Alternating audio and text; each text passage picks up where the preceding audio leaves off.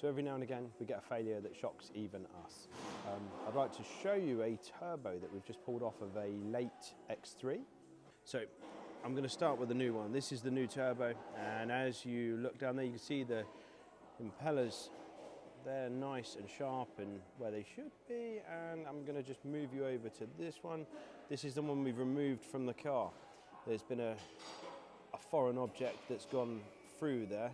We're not sure what it was, but over a period of time it's obviously smashed itself and it's been ignored until this. I mean, this is genuinely one of the worst we've ever seen.